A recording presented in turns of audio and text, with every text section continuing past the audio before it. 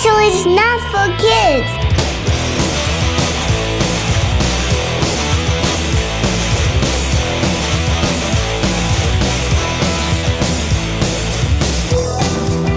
Here's my theory.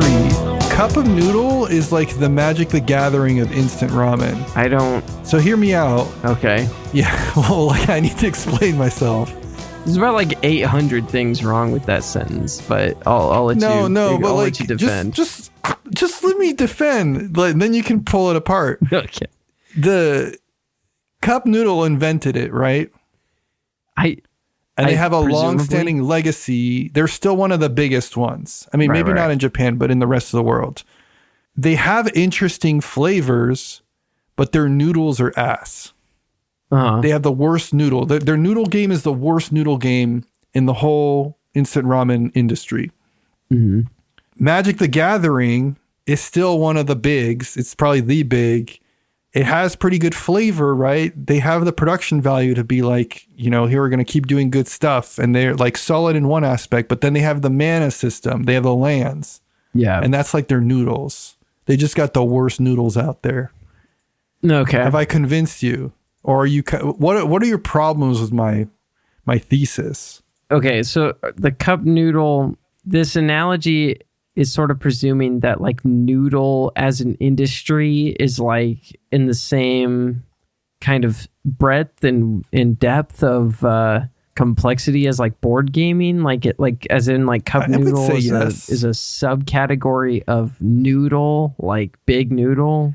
Yeah, I mean, you don't need to like stretch the analogy further. Like you can live within the confines of it in terms of the space I'm operating in. Except like the noodle in this case is like a specific board game mechanic. So it's like... Yeah, it's a component of the overall thing. What is the cup noodle's relation to the broader... What's like the product category where Magic... Because you said cup noodle... Wait, what was the statement again? Cup noodle is like the Magic the Gathering of instant ramen. Of instant ramen. So instant ramen is the product category. And Magic the Gathering collectible card games. Okay. And you can think of food as like all board games. I see. And noodles are a mechanic. In this world. Obviously. And chicken flavor is also a mechanic. And you're saying that like the chicken flavor of cup noodle... Yeah, chicken flavor is a little like ambiguous, right? Chicken flavor can be like theme or it can be mechanic. It's just another aspect of the game. I see. Yeah. But they got the one thing that's holding them back. Yeah. And it's like a huge thing, though. It's like a key thing. It's critical. Structural failure. I see where you're coming from. I am a land system, tap for mana system defender, though. I'm a weirdo like that. Oh, I want to hear this. What is your take on why the land system is good? Because it creates games that suck. And I think that's honestly kind of part of the appeal, in a way. Why is that appealing? Because it keeps... It's the thing that... Like ego it's crutch? The secret sauce that keeps the game from being chess. The deck's already shuffled. You don't need another thing that's going to mess with you. There's plenty of games that don't have Magic's mana system and they don't feel like chess. So your argument doesn't make sense. Okay, but the thing about the mana system is that it does create like layers of complexity, while on the surface, the concept is simple. 1 land per turn, the lands pay for your spells, right? I don't think the complexity is higher. At best, I would say it's equal to... You have to discard one of your cards as a land, which some of these games have done. I think those games, if they're so much better, then why don't they have the majority market share? Now, this is an ad populum thing here, for sure. Yeah, well, yeah, for sure ad populum. They just haven't had enough time to gain the market share that the others have. The only reason they're even able to penetrate is because of their IP. Even at that, they still have to compete with Magic. Like Magic just has been the thing, But I think that there's a problem of sorts where like a game like that can create a certain amount of consistency that creates grognard capture, for one. And then on top of that, adds a layer of complexity in the decision-making level that leads to decision fatigue, where Magic, it's like if you're just top decking lands and you're already flooded, like sure, you're going to be pissed, but you're not going to be sitting there like watching your opponent think for 5 hours about which of their cards they're going to turn into a land. You're like such an apologist right now. Holy moly. I know. I think that Magic is good despite its land system. I just think it's easy to hate on the fucking mana system, and it's like, it's tired, okay? Like, we get it. It's like, you think the Versus system did it better. You think that fucking even Netrunner like did it better somehow. Yeah. And I'm like, Netrunner did it different. I don't think they did it better. Hearthstone did it better. Lorcana did it better. Star Wars Unlimited did it better. Like, no fucking shot. Star Wars fucking Unlimited. Are you kidding me with this? I'm gonna crash out for real. No, the mana system. It's different. It's not better though. People say it's better. I'm like, no, it's just different. There's nothing fun about the inconsistency of getting no lands or all lands. Yes, there is, because sometimes you need that in order to just sneak a win in that you otherwise shouldn't have, because your opponent got greedy. They got mana screwed. Oh, then why don't you both have your Star Wars Unlimited decks and you bring a D6 with you? You roll the D6, and then if you get a 1 through 3, you don't get to place a land that turn. And if you roll a 4 through 6, you get to play a land that turn.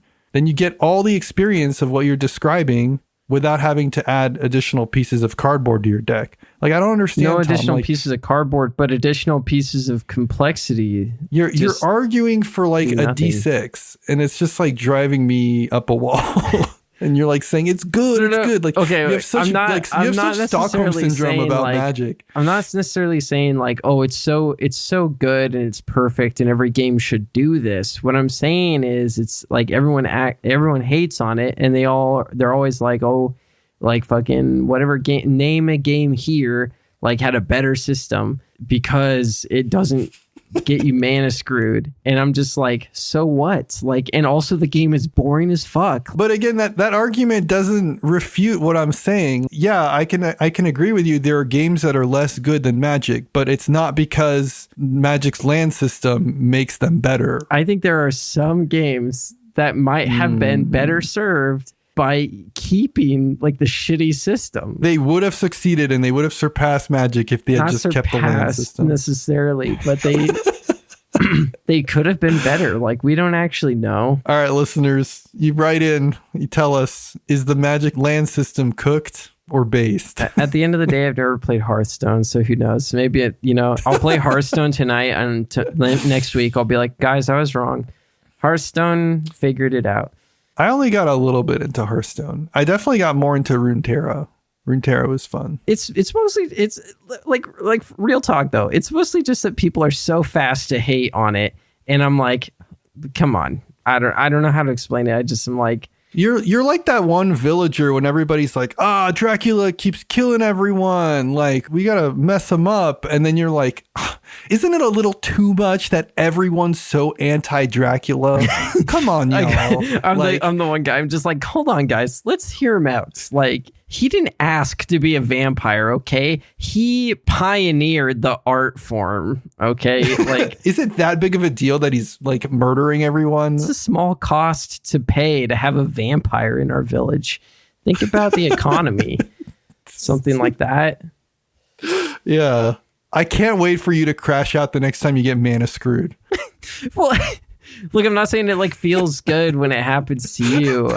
It's just that I'm tired of the hate. Welcome to Shelf Stable, a podcast celebrating board games that have stood the test of time. I'm your host, Kenny Katayama. And I'm the other host, Tom Bowers. Today, the main topic we're talking about is games that were ruined forever for us. Or maybe just by mana systems. Maybe they were like ruined like temporarily even. I actually don't know. Yeah. Yeah, and it might have only time will tell. And it might have been ruined by their bad noodle mechanics. But before we talk about that, we're gonna just talk about just some stuff we've been playing recently real quick. Kenny, what have you been playing? Yeah, Tom. Whoa. Okay. 12-year-old came out there. Yeah, Tom. Time Barons from 2014. We're going back in time for this one. This is designed by John Perry and Derek Yu, published by WizKids. Derek me? Sorry. Yeah, Derek Yu. John Perry, notable for excellent games like Air, Land, and Sea. I think Spots. They also did a thing in UFO 50. Oh, really? Scapegoat, which we've talked about on the cast. And I don't know if you've heard of this game, Hot Streak. Have you heard of Hot Streak? It rings a bell. Kind of sounds like, is it related to Magical Athlete? Might be. I'm not sure. All right. Time Barons is very similar to Innovation. I'm probably not contributing anything original to this conversation by saying that. I think they've been compared quite a bit. Best at 2 players, can potentially be played at 4. You are going through ages in a deck as you're building a civilization. Although Time Barons has more of like a dark tone on it. You're kind of like running a secret cabal that pulls the strings of civilization, as opposed to it being just like you are a civilization. You are trying to amass and build an engine around your followers, because your followers are your health. When you run out of followers on your cards, you lose. But also your followers trigger abilities on your cards. So if you have like 3 followers on this card, you can tap it to do this ability. It's like a weird mix of like Innovation and Magic. There's no land system, so it's just strictly better than Magic. Time Barons, I enjoyed my time with this one. I need to delve further into it. I am fearful that it has fewer board states than Innovation. I think the thing that's amazing about Innovation is just how much the game can be different from game to game, and how I keep playing it, but I feel like I'm doing new stuff every time. I could already see it after my second game of Time Barons, a little bit of overlap. And then it becomes around like studying the cards and how you counterplay and things like that. It's a little bit more competitive, which I guess is a plus, but it's also less variable, which in my opinion is a minus.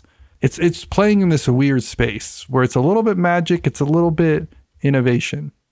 I'm just repeating myself at this point. Mm-hmm. Have I piqued your interest? I'm curious. It's a fun exercise in like how you can make a game that kind of like overlaps in terms of DNA. I'm fascinated. I want to keep playing it. I'm going to reserve judgment right now. Right now it's like 1 thumbs up and the other thumb has not been positioned. Does that make sense? I don't know. Okay. That's like our rating system, right? 1.5 thumbs up. Famously, we're really good at putting like numbers. No, it's not 1.5 thumbs up. It's like 1 thumb and then the other thumb hasn't been ruled in any direction. Yeah, so like it's like thumb half is like, up. Like it's... No, it's like a fist right now. Oh. Jury's out. That doesn't mean it's 1 thumbs up. It's like I have one of the thumbs and the other one's being determined still. Like the Pope of thumbs has not released the black smoke. So what's like half a thumb look like in this scenario? Half a thumb is like you can't give it a full 2 thumbs up. So you're going to give it like 1 thumbs up and half a thumb. Like, okay. But it's this like your thumb's like this diagonal. This is like 1 thumb for sure, and then a closed fist in the other hand. Yes. Okay. Unfortunately, it's hard to get a copy of this these days, but good news. John Perry has made the game completely available to print and play for free off of BGG. So you can get the files there. Try it out yourself. That's how I did it. I printed a copy and just been playing it with my cool Game of Thrones sleeves on the back, which I still haven't watched a single episode of Game of Thrones. So I'm learning a lot about what you have not watched today. I know that the Lannisters always pay their debts, and the Hodor has to hold the door. There you go. Yes. That's what I know. Now, did you do the thing where you just read the Wikipedia summary of like everything that happens in the show? That's what I usually do. In this case, I didn't even need to do that because I've had so much exposure from playing the LCG and from people just talking about it around me that like I know so much Game of Thrones lore without having read or watched any of it. It's like crazy. We should do a whole bonus content that's me retelling the story of Game of Thrones without ever having watched an episode. Bonus content enjoyers, tell us if you're interested in that whatsoever. Winter is coming. That was Time Barons from 2014. All right, Kenny, I'm going to be talking about a train game. We're flipping the script this week. Choo-choo! I'm talking about Age of Rails, South Africa. This is I guess revision maybe, but I don't even know that they changed the mechanics necessarily. This is a reprinted version of a game from 2011 called South African Railroads. This is designed by your homeboy, John Bohrer. Also known as Martin Wallace. David V.H. Peters. He has so many pseudonyms. It's so weird. I just don't even understand the motivation. Because Stephen King did this, right? He was like, I'm tired of being like the most famous horror author of all time. I'm gonna publish a book, but it's gonna be under a completely different name, and I'm gonna see if I can prove that people will read my books even if they don't know who wrote it. I kind of get that. These are train games. Like, was he really just like suffering from train fame that he was like, you know what, I'm gonna publish a game under a different name? Or was it like he came up with a train game and he's just like, this one sucks, I'm gonna like come up with a different name? So it sounds like he wasn't pseudonyming Martin Wallace. He worked with Martin Wallace on Steam, on Age of Steam. Mm-hmm. Wallace's contribution was extremely small, according to him. And then because he didn't want the limelight on himself, he let Martin Wallace have his name fully on it. But then when Martin Wallace wanted to like publish a new edition without him, that's when the drama happened. Okay. But his big thing is he's kind of like a hermit. Like, he doesn't really like to have the limelight. So he shed some light on it. He said the reason he uses all these pseudonyms is because he doesn't like to be traced back to his games. Okay. It's kind of wild. He's trying to dodge the train fame. I totally get it, because I know people who feel the same way. Like, they don't want to be seen publicly or observed or like noticed or recognized. So I totally get it. I just find it very funny that it's like a specific, like, that with board games and train related board games in particular, it's like already such a small niche. Like, if you achieve any amount of fame at all, it's already on the smaller end. And to be like, I don't even want that. Like, that's dedication. I respect it. Published, the most recent version is by Capstone Games, the beautiful multi-part sort of version that they have going on. The version of this game that has a number on it, so you have like FOMO when you don't have all four. I don't give an F. I bought this one and I don't own the others because everyone else I know owns all the others. Capstone Games has the lovely Ian O'Toole artwork version of this game, and just like another show favorite, Irish Gauge, this is a game with relatively simple, straightforward, and deterministic setup and rules, and then a sort of cascading result of the good and or bad decisions you make as you watch the game play out. The most interesting thing that this game has going on, at least for me, someone who's not played a ton of these train games, is the separation of personal wealth from the wealth of the company, and that you have to use the money that the company owns in order to actually lay the rail on the board, which is a big change up from Irish Gauge by comparison, although Irish Gauge doesn't even have really money operating in that space at all. And then similarly to Irish Gauge, you can call for dividends basically at any point, and if dividends are called frequently enough, the game ends. But unlike Irish Gauge, in Age of Rail South Africa, dividends are going to be called by force if players take other game actions. Because again, it's the thing that moves the round marker forward. So players can sort of voluntarily move the marker forward if they think it advantages them in some way, or it will do it itself. And it leads to a lot of interesting tensions. And at the same time, it is a lot like these other games that we've talked about before, in the sense that even one player is not playing to win or has become logically eliminated and knows they're out and just wants the game to be over. It's going to shift the function of the game for everyone else because it's so integrated.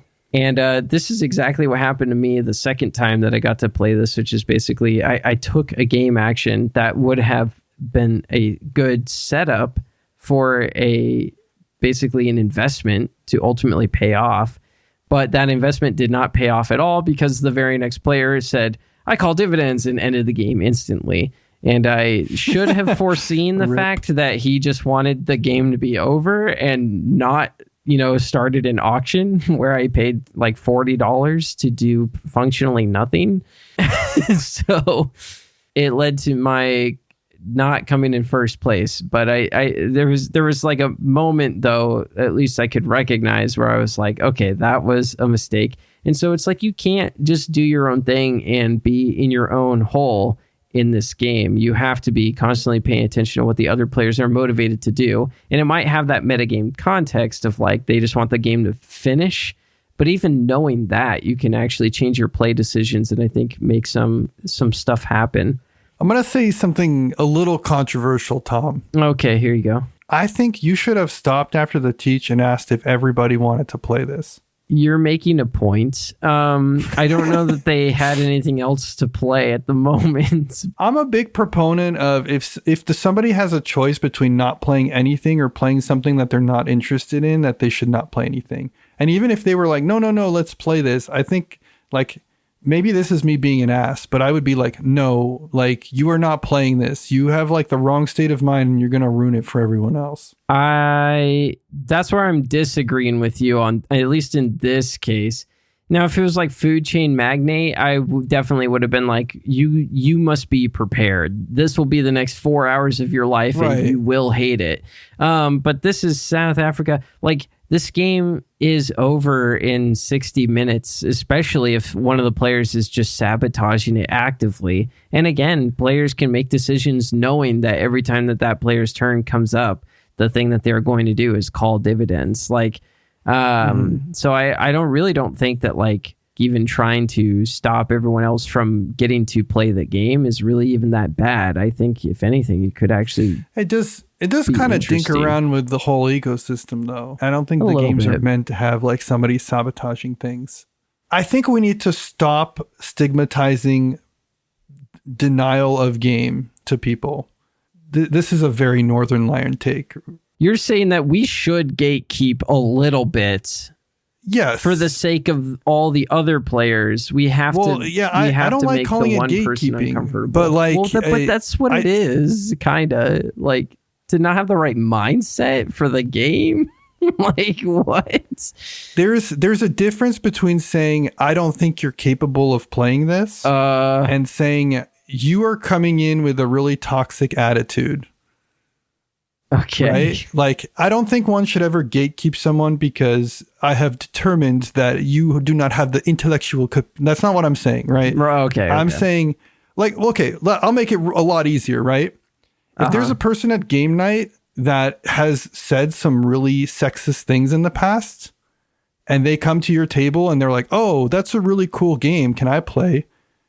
You would not reproach me by saying, if I said like, I don't really feel like playing this with you. I'm sorry. If anything, that's good, right? I'm like standing up for creating a healthy environment for my game group. Okay, right. So why is there all of a sudden the stigma against the person who's like, I don't really want to play this, but let's just play it anyway. Like, I recognize that one's a lot worse than the other, but like, we're still trying to have a good time, right? Yeah. Again, this argument does not extend to I've determined this person is not capable of playing this game. I think that is an overstepping of boundaries where you're making assumptions about people, and also you're like gatekeeping. That's like actually a gatekeep. But I think if like somebody's going to create an unhealthy space for the game to operate, like they're not even convinced that they're going to have a good time. Like there's nothing wrong with you saying like, is it okay if we play this without you? I don't think you're in the right headspace.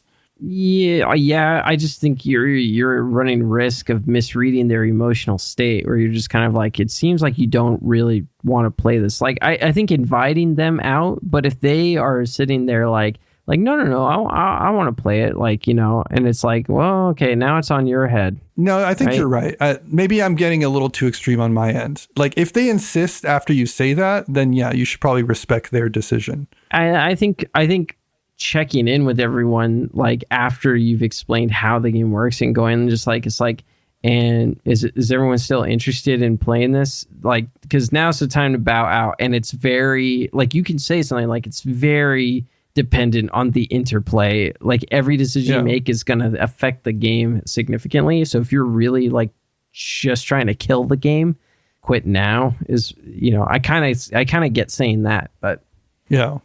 Yeah, sorry, I derailed the conversation. Oh, well, let's get back on the tracks here. Age of Rail, ultimately, like, I don't know what it is about this and Irish Gauge. Both of these games are like strong determinism, to the point where there's likely like an entire catalog of opening moves or who knows out there as far as like what you are supposed to do that I've not dug into at all. But my ignorance currently is my bliss in this situation, because I just enjoy the fact that the strong determinism forces you to find ways to create asymmetry for yourself and actually wheedle an advantage out of that. And yet it lacks any of the complexity of something like Food Chain Magnate. And on top of that, like, both of these games play super quickly. And so I think if you like Irish Gauge, there's a strong chance you're going to like Age of Rail South Africa as well. And at this point, I've played all but one, I think, of these Ian O'Toole Capstone train games. Yeah. Which one am I missing? Ride the Rails?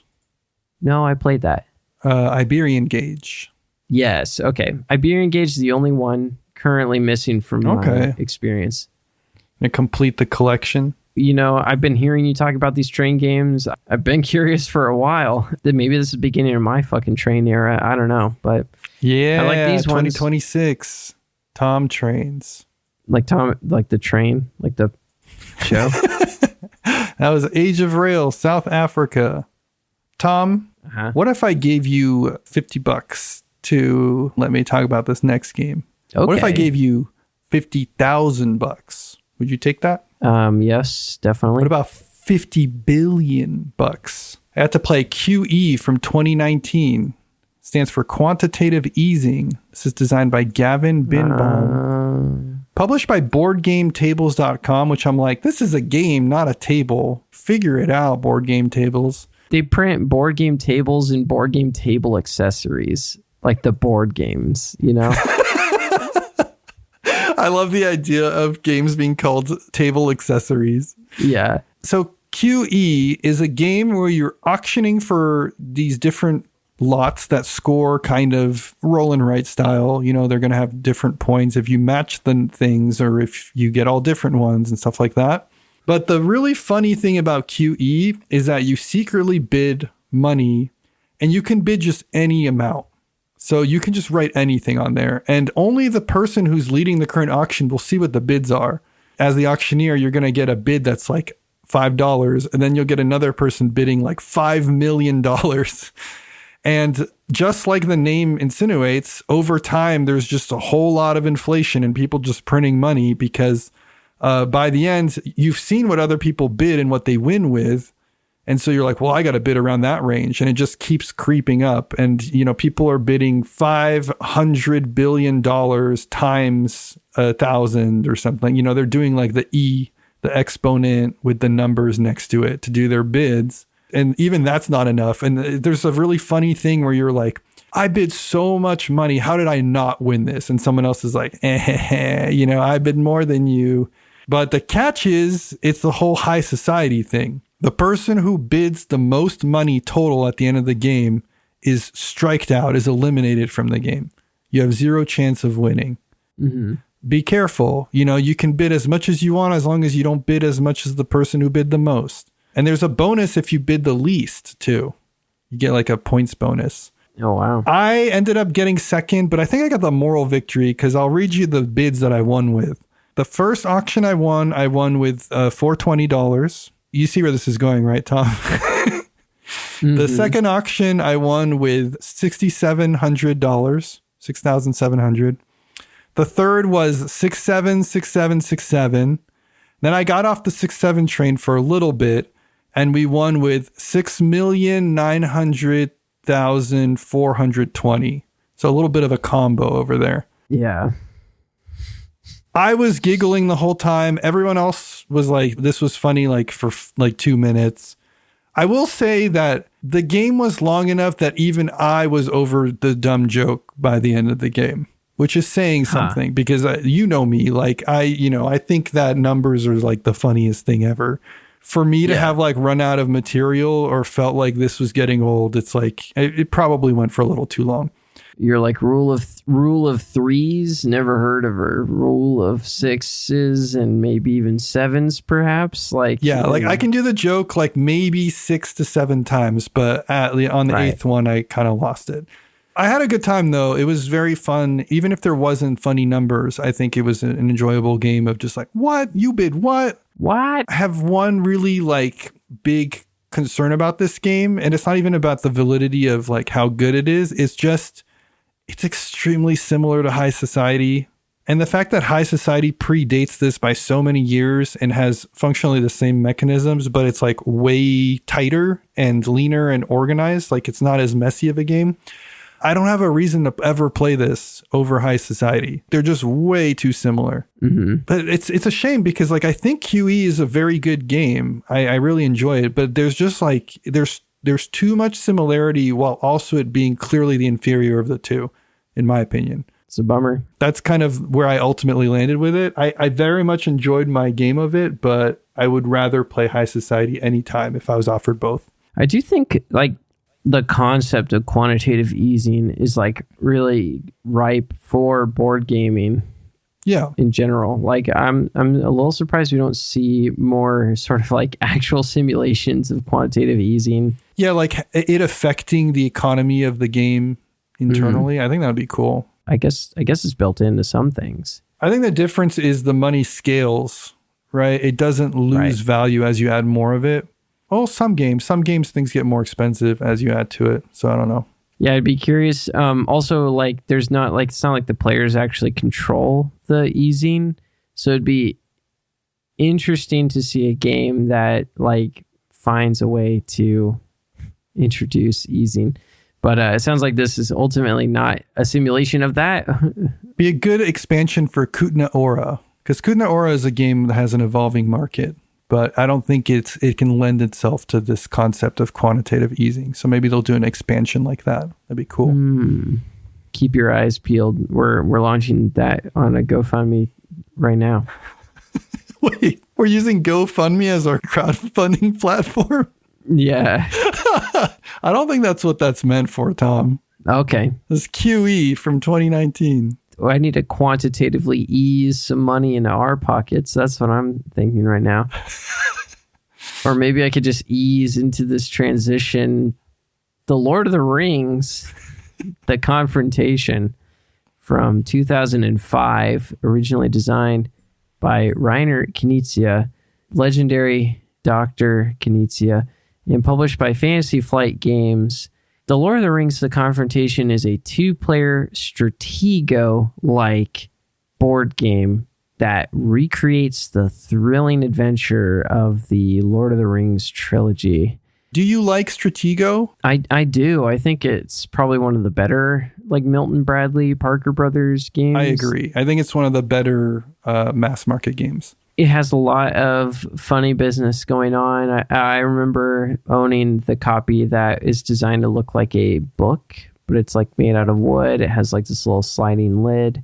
And I just remember like having like the bomb and always like wanting to use the bomb and trying to make it like it as funny as possible generally. But Lord of the Rings: The Confrontation brings a lot of the same kind of gameplay, but definitely makes it a little bit more thinky.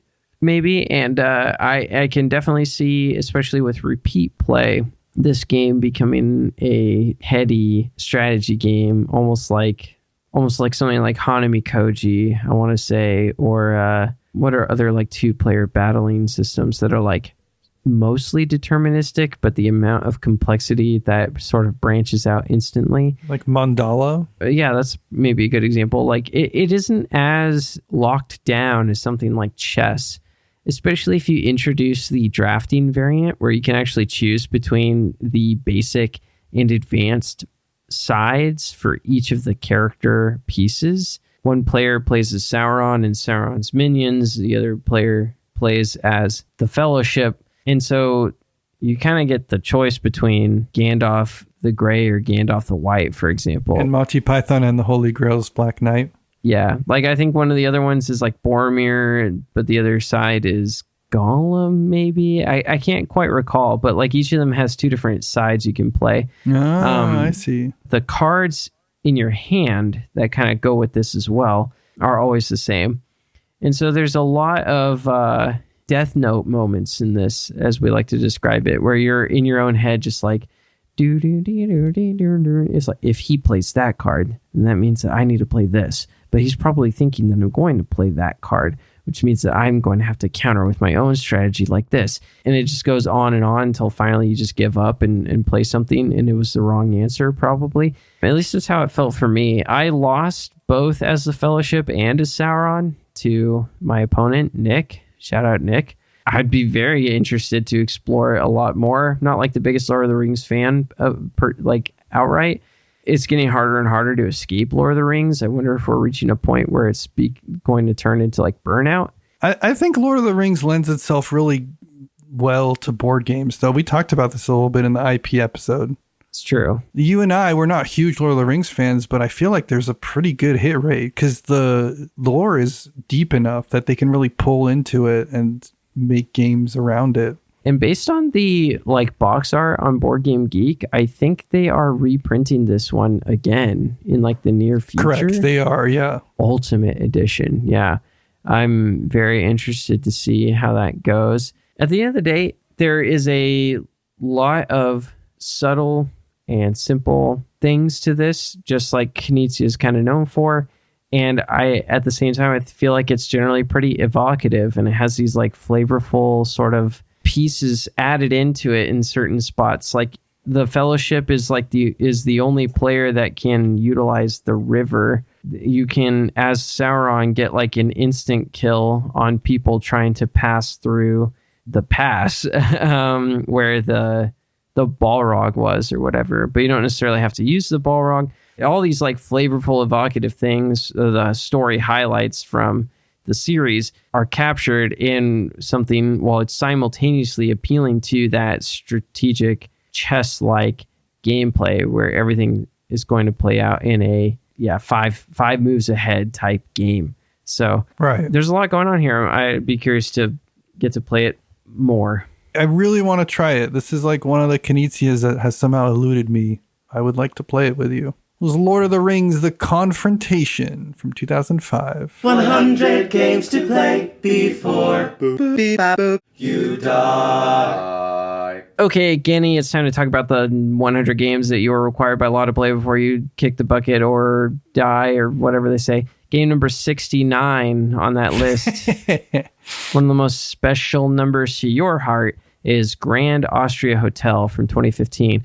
Why is this on the list, and why did you make it number 69? Well, I didn't make it number 69. They're ordered by the complexity weight on BGG. I'm impartial. Oh, okay. I feel like Crokinole probably would be number 69 if we assigned numbers. Yeah, we have talked about how Crokinole is the sexiest game. Didn't we even say this like in the episode about like dating, we talked about dating that Crokinole. It was a callback, Tom. Yeah, the amount of aura you have to like whip it out at the IHOP on your date. Yeah. Grand Austria Hotel. This sexy game by Virginio, Gigli, and Simone Luciani, published by Lookout Games. You are managing a hotel in Austria, and it's grand. As the words were coming out of my mouth, I'm like, oh, okay. Well, at least it describes what's in the box, you know? This is like the Euro of Euros of Euros. Like you roll dice and you draft the dice to do actions that allow you to trigger a bunch of point gain.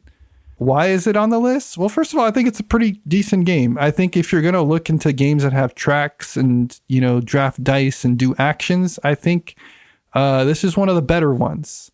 It really represents its genre, and it also is just a solid design.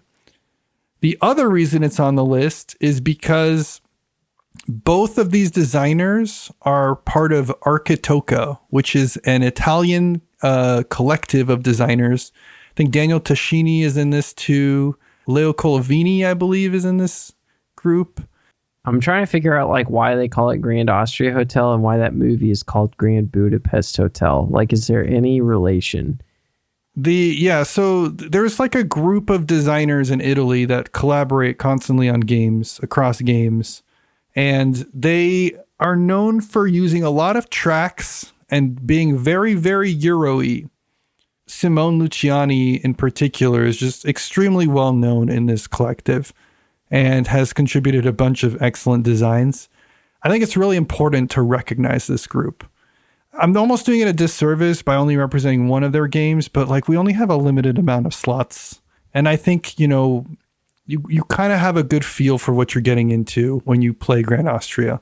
So if you've ever looked at like Zolkin or like Calamala, even Leonardo da Vinci, Newton, more recent designs like Darwin's Journey, all these different games, they all have a similar structure to them. They're impeccably crafted, very vision forward in terms of what mechanisms they're pushing. The theme is somewhat tied, but kind of lightly associated and made to fit. And then it's really just about dissecting the puzzle and understanding how to play these games in interesting ways. And then getting that, poggers moment when you have this combo into this, which combos into this. We talk about our friend Kyle. This is like the thing that Kyle excels at, is just finding out how the pieces fit, and then tool style, just going nuts and popping off. If you like that kind of game, definitely check out Grand Austria Hotel, and then just know that there's a whole category of Euros out there just for you, designed by this great collective. What's interesting is there's not a clear link from one to the other, but it does seem like both this game and Grand Budapest Hotel, the movie, were inspired by the same sort of period of history, where I suppose like hotels like this really may have kind of existed, I think, where the hospitality is just sort of like through the roof insane, like you wouldn't believe it. And I'm kind of like, man, we got to get back to that. You want like a nice hotel. The vision. Have you seen Grand Budapest, the movie? Yeah, that was pretty good. The sort of long. like the. Okay, all right. Now I'm gonna crash out for real. This is one too many fucking strikes, buddy. No. Too long. Holy cow. Holy. What are we doing? All right, you know what else is too long? This recording time. I think. You're right. I think it's time to get off this tangents and get into the real meat and potatoes of this fucking episode. That was Grand Budapest Hotel. Grand Austria Hotel is the board game. All right, Kenny, it's time to stop yapping. It's time to stop tangenting. It's time to get into the real fucking meat and potatoes of this show, the part of the podcast that people come back week after week to listen to. The part of the show that people are probably legitimately skipping to this time for real because they just can't stand I'm going to edit a lot of it. And that's the main topic of this week's episode, Kenny. The games that were ruined for us. They were ruined. Yeah, we intentionally left this pretty open-ended so we could come up with creative ways of ruining things. Yeah, I got a game that I would say was kind of ruined for me in a sense. And this is going to be an easy take. I'll start off light, perhaps. Yeah.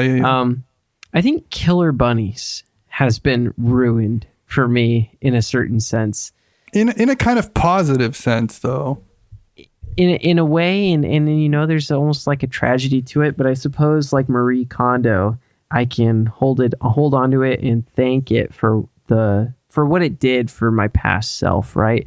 But ultimately, I discovered that other games exist, and Killer Bunnies did not exactly live up to the scrutiny of other games. And like, it's really like, I'm realizing it's at a point where I'm not even sure that I'm motivated to try to introduce my kids to it. You'd think like the one class of people that should be playing Killer Bunnies are young children who might appreciate the absurdity of it, but no, I don't even fair. know. I think like they would play it and they'd be like, this is dumb. Like it happened to be really good for you to like get your next step, but it doesn't mean that it's like the de facto. Like, I don't think your kids cannot get into board games if they don't go through Killer Bunnies. So I think that's valid, and you don't want to play it. So well, but I kind of do, but like only for nostalgia, really, and like it really has almost nothing else going for it anymore. Like, and I think I even felt this or experienced this the last time I did pull it out for nostalgia's sake, playing it with people that had played it with me before. I was just kind of like, oh God, like what are we doing? Mm-hmm. Yeah, I mean, we all have that game. I think Marie Kondo is a good way to word it. Like, you thank this game for what it brought you, but you don't necessarily need it in your life anymore. And the nostalgia is not going to propel it on its own, kind of thing. Like, it's funny because I think this came up in a different episode where we talked about guilty pleasures, but I don't even know that there's really like that much pleasure to be milked out of this anymore. Just guilt. Yeah, it's like Luke living on the green milk island. It's just like you're just doing it for nostalgia's sake at this point. Blue milk, please. Blue, green, Mountain Dew colored milk. Yeah. Anyway, I think it's very easy for us, you know, just like us as a human peoples, right, to get into this like weird headspace of like, well, if I still like it, even though I don't want to play it, then like, what is wrong with me? But I think that's a perfectly valid experience. And I think we're so quick to say like a thing must be judged upon how we experience it at any particular time. But like, I don't think that's the case. I think you can respect something for what it did and also like what it represents, abstracted from whether or not you want to play it. So that's your Killer Bunnies for you. Exactly. It's one of those things where you have to learn to let go. Like, it can still be alive and you can just recognize that it just doesn't have a place in your life anymore and be like, we're both better off, I guess. This is not a good example for us because we both like to play Catan, but I don't like, especially online, when people are like, ugh, Catan, you know, if I have to play that game one more time, you know, I'm going to fall asleep standing up. It's really detrimental to encouraging people who are getting more excited about board gaming. We've talked about this in the past too. Like, I think you should encourage that kind of behavior. You got to be like, heck yeah, Taco Cat Goat Cheese Pizza, great choice. That game's really fun in a party setting. The same thing with like Killer Bunnies. Like, I think you got to respect what these games are providing. And even if you don't want to play them anymore, like they still add something really good. Learn how to use a verbal asterisk. Say your statement and just like in your head, you know, you can say the in a party setting part. Yeah, like exactly. Like, yeah, Taco Cat Goat Cheese Pizza. It's a good game. You do that in your Death Note monologue. Of course, I introduce myself as someone who likes board games. The first thing they think of is Monopoly. Classic.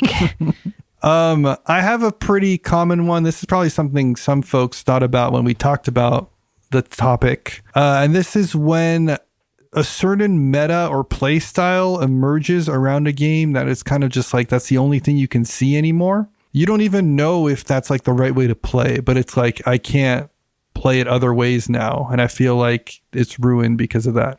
For me, the example that comes to mind is Ticket to Ride. And before I get 8 million comments about this, I'm going to disclaimer that I don't think this is the valid way to win. I just think it's something that was overglazed in our particular meta. And so for me, it kind of ruined Ticket to Ride. And that is the fact that there's no hand size. You ultimately potentially get better cards by just randomly drawing off the top versus going through the market. Because what ended up happening is for a certain point, for a certain period, players would just like draw off the top of the deck till they had a huge hand of like 20 cards. And then all of a sudden start dropping their trains all at once when they had their route assembled in hand. Again, I'm not saying that this is optimal play. I'm just saying this is something that emerged and just felt weird. And it felt like it was antithetical to how you're supposed to play. But at the same time, every time I did it, I ended up doing better than not doing it. And the people who did it did better than the people who weren't doing it at the table. And it just created a weird dynamic of like, either everyone's doing it or the people who are doing it tend to do better and it feels wrong. And like, that just kind of like made Ticket to Ride fall apart to a certain extent. Yeah, I know you completely disagree with this, but I'm just like, this is like a wild, like skill issue type moment, because it's like not even a skill issue, because based on what you're saying, you're doing the most correct thing that you can do in the experiences you've had, where you're like, look, I tried playing it aggro and taking all the routes out from under people, but that didn't work out. Like, so clearly, spending the first 20 turns of the game taking the same game action is the way empty to go. board, everybody with a huge hand just drawing everything. Yeah, I just picture like those memes where it's like, like do something or draw 40 cards like in Uno, and like they have like the stack of hand. I imagine that this is probably how people feel with like very deterministic games or games that have been quote unquote solved. Like, I'm sure people have had Scythe ruined for them because they know the quote unquote like opening moves for certain combinations, or people playing A Few Acres of Snow. Allegedly, there's just one strategy that's better than others. I don't even want to look it up because I haven't played it yet. And so I want to play it kind of like without knowing what that is. There's all kinds of these problems that happen in some games. And so that can potentially ruin a game. Well, then that's almost like a different thing. That almost bleeds into the whole Smash Bros, where you can ruin it for yourself by getting so good at it. Yeah, too good to play with friends, not good enough to play competitively. And that is also something that I think another friend of the show, Brock, he was the one that mentioned this to me, which was like, if you become like really good at something, you almost just sort of like ruin the experience of it for yourself. Like cooking, Gordon Ramsay just can't eat at restaurants because he, like cooks his own food better. And it's like, you're making life harder for yourself just because you acquired such a prestigious skill. Yeah, I tend to hate looking at other people directly because I've gotten so accustomed to looking myself in the mirror. So it's like, it makes it a little bit difficult. Okay, I get you're being facetious, but I mean, it's like in like the concept is like the same thing as like the Smash Bros syndrome or whatever. Yeah. Like, there has to be like a term for this where you're like, I think it's called the Smash Bros syndrome. Smash Bros syndrome. Yeah, just like I'm good enough to like crush anybody that would be willing to play with me, and so it becomes stale. Like I'm at the top of my personal meta game, but I can't compete on a wider level, and so you just kind of get stuck with like nobody to enjoy it with. That's a different way that games can get ruined. I don't know that any particular board game for me has reached that level. I mean, kind of Daybreak, right? Well, I guess we could get to that. Yeah. So, I mean, I was going to bring this up, but a new game alert, the game Daybreak. I loved talking about this last year, even though it's a show dedicated to the games that have stood the test of time. And I think even at the time, I talked about how I already sort of understand how to win the game, and I still just enjoy taking the game actions and just going through the loop. I think there is still some truth to that, but in a different way. This game is ruined in the sense that I just have, like, I've seen The Matrix. Like, if I play this with people who've not played it before, they'll just be sitting there confused, looking at all the different possible game actions they could take and be like, I'm not sure, like, what the best move is. And like, the problem with this game is that it doesn't have the thing that Pandemic has, where I can be like, well, we kind of need to deal with this and we kind of need to deal with that. Based on that knowledge, like, which thing are you thinking might work best, And I can sort of guide their decisions, but ultimately they can actually still decide like what they're going to do. Daybreak, I think, is so much harder to create that like left or right sort of optionality for new players. It's awkward to create options for people. Again, like, still the game loop, especially if you play this on Arena, like it's fun to just click through things. It's fun to imagine a world where national superpowers just like agree to basically like destroy all pollution forever permanently. It's almost like playing Balatro. It's like if you reach a certain level, you're almost just creating additional challenges on top of yourself to make it a little bit more interesting. That's where I'm at with Daybreak, and like solving the Rubik's Cube with your eyes blindfolded. Yeah, basically, like it's just gotten to a point where I'm like, That's how you do it. Like, I don't feel like I've ever gone to this point with a game just because I don't have the patience for it. But I empathize, right? Like, it's going to be frustrating to just get into a state where you just feel like I've seen the Matrix. The nice thing is if the game is good enough that you've been compelled to do that, like, you're still just going to enjoy experiencing it, especially if you can share it with others.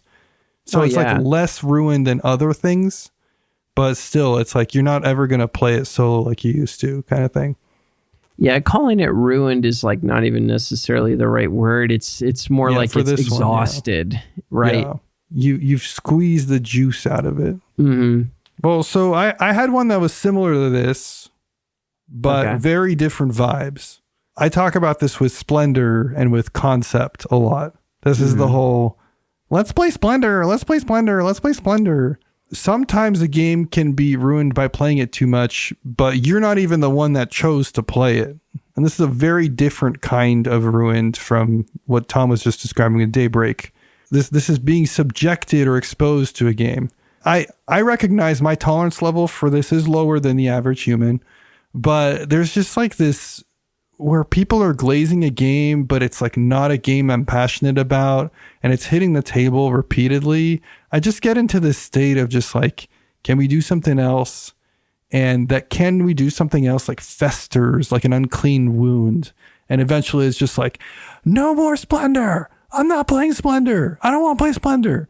And like, I recognize I'm the problem. That's not what we're analyzing here. You know, maybe that's something we talk about in a board game therapy in the future. But like, what I'm saying is, regardless of whether or not I am valid in having that sentiment, I think that over glazing or overplaying a game that I'm mid on is like a guaranteed way to ruin it for me. Where even I might even enjoy the game at first. This is really like making me laugh because it's making me recognize that like we are the anti-socialites here for this, because like everyone else is like, yeah, let's play my favorite comfort game, and everyone in the room is like, oh, my comfort game, of course, why, like duh, like why else would we be here except to play Splendor? And then like you and or me, if I feel this way, like, but you in the corner just kind of like, oh, their comfort game again, huh? Like, I wish they'd play something more interesting, like a PAX Premier. And like, yeah, it's because I don't know that I've ever quite gotten to this place that you're describing with a particular board game, weirdly enough. But when I was in high school, it reminds me that I don't think it was my class. I think weirdly enough, it was my younger brother's class. Whenever they hung out and had a party, they were like, you know what we should watch, guys? Elf. Yeah, like it wouldn't even be like anywhere close to fucking Christmas time, and they're watching Elf. And I mean, the fact that I know this story and I wasn't even in that class, like, should tell you how much they were bringing up Elf, like at pretty much any hangout that might involve watching a movie. It's just, it's Elf again. Like it's Elf is guys. Good. I rewatched it this holiday season, and it's a good movie. Elf is fucking hilarious. Credit where it's due, but like imagine. I'm not saying that's ideal, but they could have picked a worse movie. Like imagine watching it like every month for a year. Like, do you really think? For me, Splendor is not Elf. Okay. Splendor is like Good Will Hunting or something. It's like I enjoyed it. I enjoyed Good Will Hunting the first time I watched it. Do I want to watch it every month? No. Or maybe more like Iron Man or something, or it's just kind of like, yeah, that was cool the first time. Like Iron Man is more like Splendor for sure. Mm-hmm. Or like I enjoyed Iron Man, but like you're telling me we got to play Iron Man every game night? Like, no thanks. Mm-hmm. Mm-hmm. You got another one? Yeah, so this is another way a game can get ruined. For me, this was Terraforming Mars. And I'm still kind of almost in a weird place with this one. Not really sure, kind of like, you know, when do I just make the call to make the call? You hear me? That's good. This is a less extreme version of like Harry Potter with J.K. Rowling. You grew up with it, but she's not just, you know, yelling on Twitter. She is actively doing political harm to a marginalized group of people, and like, we're not going to stand for it anymore, right? That's where Harry Potter's at. Terraforming Mars, Frixelius, the company, the Frixelius brothers, I guess. Yeah, Enoch Frixelius. They have not necessarily achieved that level of infamy or even political power or prowess, but it's definitely bad enough that I'm like, I'm not fucking with their games pretty much anymore. And they don't have the social reach that J.K. Rowling has, nor have they been funding any political efforts as far as anybody knows to oppress marginalized people. But at the same time, Enoch has expressed some really scuffed takes on the internet that he's very proud of and is not taking back. So it's just kind of like that, where, knowing that knowledge of where the people behind the game are at. And then when I play the game, like, again, it's like, that's just always kind of like sitting there, kind of like, like radio waves in the background where I'm like, yeah, there's that ick. Yeah. And in tandem with, like, I think Mars is reaching a point where, like, other games are just sort of doing the same thing, but in shorter time, or like, in more thematically interesting ways, et cetera, et cetera. And so maybe we have to, like, pay it some amount of sort of OG status homage. I don't even know if that's necessarily true. And kind of like with Killer Bunnies, I can respect who I was when I was first exposed to it and, like, what it put me through. But, like, I'm kind of over it at this point. It's a little bit ruined. It's tainted. I'm in a similar spot where anytime I'm, like, considering playing this, not only are there games I'd rather play in this space, but I'm also like, it just feels kind of icky to even think about it. I almost feel like I need to put aside the nostalgia, like you're describing, and come full, like, see it for what it is now. See it for what it is. Yeah. Yeah. That's a good one, Tom. And I feel I should clarify, maybe this doesn't matter that much, but, like, I'm not telling people, like, they're bad for playing Terraforming Mars or anything like that, or that it's even, like, worthy of a boycott. It just is like, its image, its status for me has been, like, we're ruined. Talking in a very personal sense for this one. Yeah. I think we've been explicit about when we take action or we have a call to action. But yeah, that one's ruined. Kind of a downer note and written thinking. Yeah, but, I got one more here, which is a weird one and also maybe a positive. Okay. Physically ruined. I mean, this can be easily remedied by getting a new copy, right? But there's also something kind of weird by, about like, well, now I got to buy another one. Mm-hmm. You have a game of the mind, and one time you shuffled it really badly, and you've now bent a corner of one card. The one that I think of recently is we had someone over who really wanted to play Takedo, so we took out Takedo, which we haven't played in years. And my daughter was really piqued by it, so she joined us as well. I'm not going to put the blame on her, because really this could have been anyone at the table. But she was like, oh, this game looks so cool once we set it up, and then instantly smacked her cup of milk. Perfectly aimed, like, aerial strike onto the entire center of the board. Every single card caked in whole milk, organic. Just the rest of the evening with a blow dryer trying to dry the cards that I individually peeled from each other like decals. Some of them like splitting at the corners, them just completely curled. And at a certain point I looked at it and I was like, we're not playing this, right? We're either getting a new copy or just not having it at all. Like, if you're whipping out the blow dryer and peeling the cards apart, I'm like, it's over. I would just give up. I would just get the garbage bag. I'm scooping it in. I got permission from my significant other, and I did what felt extremely weird, which was to throw out a game. Put a game with its pieces in it into the trash can. And that was so bizarre. It felt like driving bottomless. Like, it's such a like how it would feel, but still the fact that you've never done it, when you're in that situation, you're just like, what is going on? This is weird, Mm-hmm, mm-hmm. I don't know if you felt that way the first time you drove bottomless, Tom, but not sure if I've ever had that exact experience. Your experiences are not universal. You've been hit by that one. What are you saying, Tom? You're just hitting me with a meme because you haven't had it yet. Okay. Oh, okay. When you like shart in your pants at the function and you're like, I'm not driving home. I didn't think that far. I was just trying to think of something that would feel really weird.